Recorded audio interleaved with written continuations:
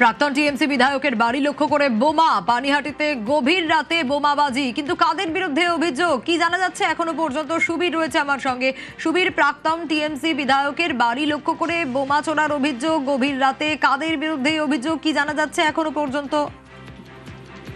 দেখো, রাত ঠিক 1:45 এবং সেই সময় কিন্তু যেটা অভিযোগ তার পরিবারের লোকজনের যে তারা বাড়ির ভেতরে ছিলেন এবং বাড়ির বাইরে পরপর 4টি বোমের আওয়াজ, বিকট আওয়াজ শব্দে কেঁপে ওঠে এলাকা। এবং তারপরে কিন্তু তারা যখন বাইরে বেরিয়ে দেখেন, যে এলাকার যারা বাসিন্দা তারা কিন্তু যখন বাইরে বেরিয়ে আসেন তখন দেখতে পান যে দুটো বাইকে করে 4 জন দুষ্কৃতী তারা কিন্তু মুখ ঢেকে হেলমেট পরে আসে এবং এসে কিন্তু পরপর 4টি বোম ছোড়ে এবং বোম ছোড়ার পরে কিন্তু 3টি বোম কিন্তু ফেটে যায় এবং একটি বোম সেখানে পড়ে থাকে। তারপরে কিন্তু বাড়ির লোকজন খবর দেয় খড়দহ থানায়। খড়দহ থানার ভারপ্রাপ্ত আধিকারিক সহ বিশাল পুলিশ বাহিনী ঘটনাস্থলে যায় এবং ঘটনাস্থলে গিয়ে কিন্তু ঘটনা ইতিমধ্যে তদন্ত শুরু করেছে। এবং জানিয়ে রাখি, এই যে এই ঘটনা কিন্তু যেমন চাঞ্চল্য ছড়িয়েছিল এবং আতঙ্ক তৈরি হয়েছে প্রাক্তন বিধায়ক নির্মল ঘোষের পরিবারের মধ্যে।